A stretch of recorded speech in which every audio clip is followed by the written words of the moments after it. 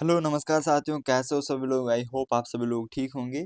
हमारा वैदिक सभ्यता का एक ये पार्ट रह गया था जिसमें लगभग 40 के आसपास कुछ क्वेश्चन है।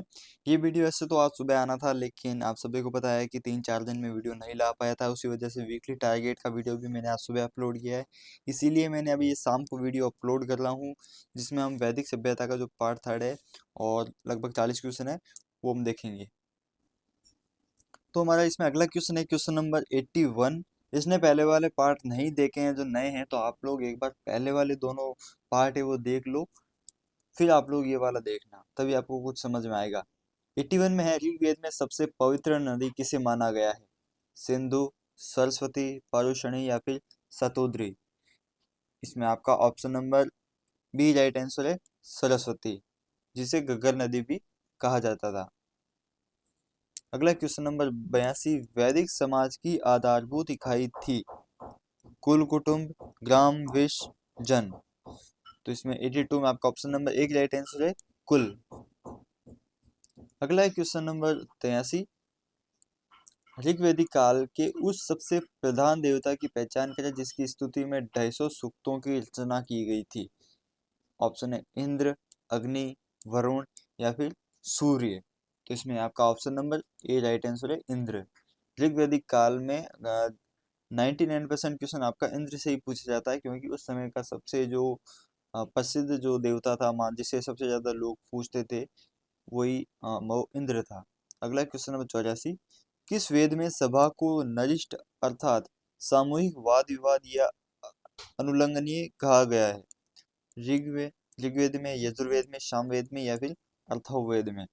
तो आप सभी को पता है कि जो सभा और समिति, इन दोनों का उल्लेख अथर्ववेद में है। ऑप्शन नंबर डी इसमें राइट आंसर। अगला क्वेश्चन नंबर 85, किस रचना में नारी को शूरा और पांसा के साथ 3 प्रमुख बुराइयों में शामिल किया गया है? मैत्राणी संहिता, मैत्राणी संहिता, शतपथ ब्राह्मण, जाबाल उपनिषद, छंदोग्य उपनिषद। तो इसमें आपका ऑप्शन ए राइट आंसर है, मैत्राणी संहिता। अगला क्वेश्चन नंबर 86, उत्तर वैदिक काल में किस देवता को सर्वोच्च स्थान प्राप्त था? प्रजापति, इंद्र, विष्णु या फिर रुद्र। तो 86 में आपका option number A right answer है, प्रजापति। अगला है मिलान वाला क्वेश्चन है, जिसने वैदिक काल का टॉपिक पूरा डीपली पढ़ा होगा वही कर पाएगा, बाकी वो इस क्वेश्चन के दूर दूर तक भी नहीं भटक सकता है। तो देखो 86 में पहला है राजसूय यज्ञ, जो कि था राजा के सिंहासनारोहण से संबंधित यज्ञ है। अगला है अश्वमेध यज्ञ, राजनीतिक शक्ति बढ़ाने हेतु किया जाने वाला यज्ञ। जिसने पूरी हिस्ट्री, जो प्राचीन इतिहास है वो अच्छे से पढ़ा है, वही इस क्वेश्चन को कर पाएगा। अगला है वाजपेयी यज्ञ, शौर्य प्रदर्शन व प्रजा के मनोरंजनार्थ किया गया यज्ञ।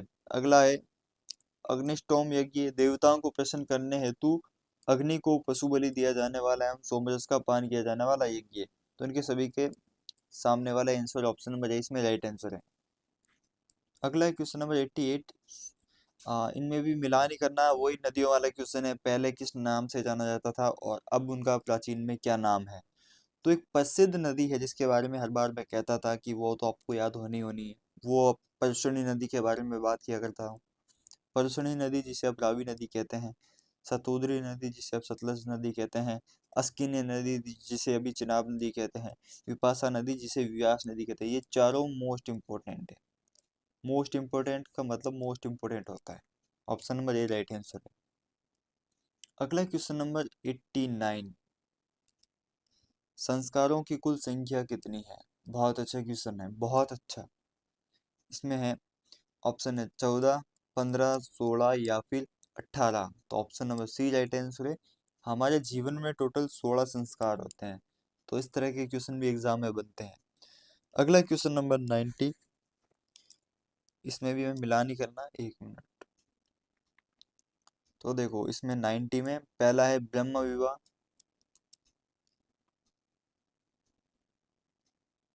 जिसमें समान वर्ण या जाति का विवाह। अगला है देव विवाह, इसमें भी सामने वाला है पुरोहित का पारिश्रमिक में मिले कन्या के साथ विवाह। अगला आर्ष विवाह, कन्या मूल्य के रूप में एक जोड़ी गाय एवं बैल चुकाकर किया गया विवाह विवाह। अगला है प्रजापति विवाह, बिना दहेज का विवाह। तो ऑप्शन इसमें ए राइट आंसर है। अगला फिर वही है सुमेलित वाला। सुमेलित वाले क्वेश्चन का ये फायदा है कि हमारा उससे मतलब सारा रिवीजन हो जाता है जो उस टॉपिक से रिलेटेड है वो। अगले वाले में है 91 में गंधर्व विवाह, इसका हो गया प्रेम विवाह से। असुर विवाह ये हो गया कन्या को खरीद कर किया जाने वाले विवाह। अगला है राक्षस विवाह, पराजित राजा की कन्या या अपहरण की गई कन्या के साथ विवाह। अगला है पिशाच विवाह, सोई हुई अवस्था में कन्या को गुमराह कर या मानसिक रूप से अस्वस्थ कन्या को गुमराह कर उसके साथ किया गया विवाह। अगला है क्वेश्चन नंबर 92, तीन ऋण में शामिल नहीं है। त्रिऋण आपने सभी ने सुना होगा, अगर नहीं सुना है तो एक बार यहीं वीडियो को पॉज करो। वीडियो को पॉज किया, एक बार सारे आंसर बताने के बाद वीडियो को पॉज करना है, 3 से 4 बार उसको ऐसे रिपीट करना है, रटना है उनको बार बार। एक तो होता है देव ऋण, एक होता है पितृ ऋण, एक होता है ऋषि ऋण। मातृ ऋण का वैदिक काल में कोई उल्लेख नहीं था, तो ये हो गए थे हमारे त्रिऋण। अगला क्वेश्चन नंबर 93, ऋग वैदिक काल से संबंधित मृत भांड संस्कृति। ऑप्शन है गेरुगणी मृतभांड संस्कृति, चित्रित धूसर मृतभांड संस्कृति, ए या बी दोनों। तो 93 में आपका option number A right answer है, गेरुगणी मृतभांड संस्कृति। मान लो किसी क्वेश्चन का आंसर ऑप्शन में गलत बता देता हूं तो नीचे आप लोग है ना उसमें कमेंट कर दिया करो। अगला है क्वेश्चन नंबर 94, उत्तर वैदिक काल से संबंधित मृतभांड संस्कृति है गेरुगणी मृतभांड संस्कृति या फिर चित्रित धूसर मृतभांड संस्कृति। तो इसमें है option number B right answer है, चित्रित धूसर मृतभांड संस्कृति। अगला क्वेश्चन नंबर 95, हरियाणा प्रांत में चित्रित धूसर मृतभांड स्थल किस स्थान पर हाल ही में किए गए उत्खननों से प्रकाश में आया है। तो इसमें option number B right answer है, भगवानपुर। अगला क्वेश्चन नंबर 96, प्राचीनतम विवाह संस्कार का वर्णन करने वाला विवाह सूक्त किसमें पाया जाता है, ऋग्वेद, यजुर्वेद, सामवेद या फिर गृहसूत्र। तो इसमें आपका option number A right answer है, ऋग्वेद। अगला क्वेश्चन नंबर 97, ऋग्वेद में अधन्य यानी वध योग्य नहीं शब्द का प्रयोग किसके लिए किया गया था, ब्राह्मण, गाय, स्त्री या फिर पुरोहित। तो इसमें option number B right answer है, गाय। अगला है वो सुमेलित वाला क्वेश्चन है, इसमें हमें वही मिलान करना है। पहला शब्द संग्रहितु, जिसे कोषाध्यक्ष कहते हैं। बागदूत, इसे कर संग्रहकर्ता कहते हैं। अगला है सत्ता छत्री, पासे के खेल में राजा का सहायक। अगला है अध्यक्षवाप, उसे कहते हैं प्रतिहारी राजप्रसाद का रक्षक, प्रतिहारी राजप्रसाद का रक्षक होना चाहिए। ऑप्शन नंबर ए इसमें राइट आंसर है। अगला क्वेश्चन नंबर 99, ऋत यानी प्राकृतिक संतुलन स्थापित करने के कारण किस वैदिक देवता को ऋतस्य गोप कहा गया है, इंद्र, वरुण, सूर्य या फिर विष्णु। इसमें option number B right answer है, वरुण। अगला क्वेश्चन नंबर 100, निम्नलिखित में से कौन मूलतः जल या समुद्र का देवता था, इंद्र, नास्तेय, वरुण या फिर मित्र। ऑप्शन नंबर सी इसमें राइट आंसर है।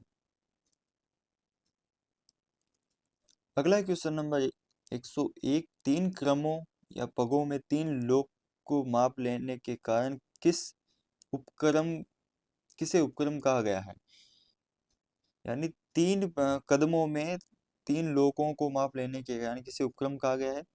ऑप्शन है सूर्य, श्रवित, मित्र या फिर विष्णु। इसमें option number D right answer होगा, विष्णु। अगला है वो सुमेलित करने वाला क्वेश्चन है, हमारा रिवीजन का सबसे अच्छा क्वेश्चन है 102। इसमें देखो पहला है पूषण जो कि है विवाह का देवता। अगला है रुद्र पशुओं का देवता। अगला है घोष यानी जगत के देवता अदिति। अगला है देवों की महान माता।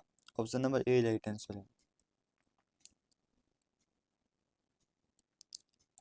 अगला क्वेश्चन नंबर 103, मनुस्मृति मुख्यतः संबंधित है। बहुत अच्छा क्वेश्चन है, मोस्ट इंपोर्टेंट मान के चलो, आपको किसी ना किसी शिफ्ट में देखने को मिलेगा ही। इसमें है समाज व्यवस्था से, कानून से, राज्य कार्य पद्धति से, या फिर अर्थशास्त्र से। इसमें option number A right answer है, समाज व्यवस्था से। अगला है बहुत अच्छा इंपॉर्टेंट क्वेश्चन है, गायत्री मंत्र की रचना किसने की थी? वशिष्ठ, विश्वामित्र, इंद्र, या फिर Parikshit. Option number A right answer है, विश्वामित्र। अगला क्वेश्चन नंबर 105, अवस्था और ऋग्वेद में समानता है। अवस्था किस क्षेत्र से संबंधित है? भारत, ईरान, इजराइल, या फिर मिस्र। तो 105 में आपका option number B right answer है, ईरान।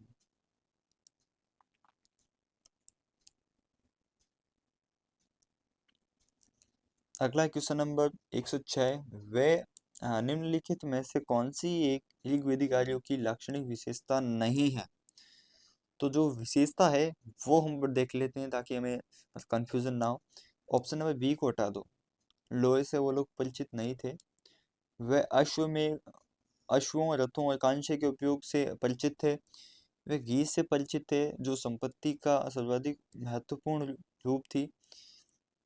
अगला है, वे ताम्र और आधुनिक हल फाल के उपयोग से परिचित थे। अगला है क्वेश्चन नंबर 107, ऋग्वेद में निम्नांकित किन नदियों का उल्लेख अफगानिस्तान के साथ आर्यों के संबंध का सूचक है? बहुत अच्छा क्वेश्चन है। ऑप्शन है अस्किनी, पारुशणी, कुभा, क्रमु, या फिर विपाशा और शतुद्री। तो इसमें option number C right answer है, कुंभा और क्रमु। अब देखो, पारुशणी का मतलब तो होता है रावी, मैंने पढ़ाया था। अश्किनी का मतलब होता है चिनाब। विपाशा का मतलब व्यास। शतुद्री का मतलब सरस्वती नदी। अगला क्वेश्चन नंबर 108, धर्म और ऋतु भारत की प्राचीन वैदिक संस्कृति के एक केंद्रीय विचार को चित्रित करते हैं। इस संदर्भ में निम्नलिखित कथनों पर विचार करना है। तो कौन सा कथन इसमें सही? पहला है, धर्म व्यक्ति के दायित्वों एवं स्वयं तथा दूसरों के प्रति व्यक्तिगत कर्तव्यों की संकल्पना था। दूसरा, ऋत मूलभूत नैतिक विधान था जो सृष्टि और उसमें अंतर्निहित सारे तत्वों के क्रियाकलापों को संचालित करता था। तो इसमें आपका option number C right answer हो जाएगा। ये दोनों कथन बिल्कुल राइट है। अगला क्वेश्चन नंबर 109, आर्यों के आर्किटिक होम सिद्धांत का पक्ष किसने लिया था? बहुत अच्छा क्वेश्चन है। पाजिटर, एसीदास, बीजी तिलक, या फिर जैकोबी। इसमें option number C right answer है, बीजी तिलक। अगला है वही हमारा क्वेश्चन मिलान करने वाला, देख लेते हैं। वैदिक नदियां और उनके आधुनिक नाम। कुंभा का नाम तो काबुल, पारुशणी का रावी, शतोद्री का मुझे जहाँ पता है सतलज, और सदा नीरा का ये हो गया गंडक। तो 2 3 1 2 3 1 4, ये रहा बी ऑप्शन राइट है। अब आखिरी के हमारे 4 क्वेश्चन बचे हैं। 111 में ऋग्वेद में कितने सूक्त हैं? सबसे पहले जब मैंने ये टॉपिक शुरू किया था, सबसे पहले यही लाइन बोली थी। 10 तो मंडल है, हाँ वो है मंडल। उसके अलावा 1028 आपके सूक्त हैं। ये आपको क्वेश्चन याद रखना है, सीधा एग्जाम में पुटअप होता है। Option number D right answer है, 128। अगला क्वेश्चन नंबर 112, पूर्व वैदिक आर्यों का धर्म प्रमुखतः था भक्ति, मूर्ति पूजा और यज्ञ, प्रकृति पूजा और यज्ञ, प्रकृति पूजा और भक्ति। Option number C right answer है, प्रकृति पूजा और भक्ति। अगला क्वेश्चन नंबर 113, पतंजलि कौन था? बहुत अच्छा क्वेश्चन है। योगाचार संप्रदाय का एक दार्शनिक, आयुर्वेद पर एक पुस्तक का लेखक, माध्यमिका संप्रदाय का एक दार्शनिक, पाणिनि के संस्कृत व्याकरण अष्टाध्यायी का एक टीकाकार। ऑप्शन नंबर डी इसमें राइट आंसर है, पाणिनि के संस्कृत व्याकरण अष्टाध्यायी का एक टीकाकार। हमारा आज का आखिरी क्वेश्चन है इस टॉपिक का, 114, सतपथ ब्राह्मण से संबंधित राजा विदेह माधव से संबंधित ऋषि कौन थे? ऋषि भारद्वाज, ऋषि वशिष्ठ, ऋषि विश्वामित्र, ऋषि गौतम, रहुगण। तो इसमें option number D right answer है, ऋषि गौतम रहुगण। तो दोस्तों, हमारे वैदिक काल का जो लगभग 114 क्वेश्चन हमने डिस्कस कर लिए है, ये प्रैक्टिस कर ली है। अब देखो, इसी वीडियो के मैं 10 पार्ट बनाता 10-15 क्वेश्चन का, तो उससे आपका टाइम वेस्ट होता। और बाकी हर वीडियो में मैं चाहता हूँ कि कम से कम टाइम में मैक्सिमम क्वेश्चन आपको दूं। तो दोस्तों हमारा अगला टॉपिक रहेगा, देखो, महाजनपद या फिर जैन या बौद्धर्म, इनमें से एक टॉपिक उठाएंगे। महाजनपद उठा लेंगे पहले। तो दोस्तों मिलते हैं कल की वीडियो में, तब तक के लिए गुड बाय। पढ़ते जाओ, हंसते जाओ, खेलते जाओ, मस्त रहो।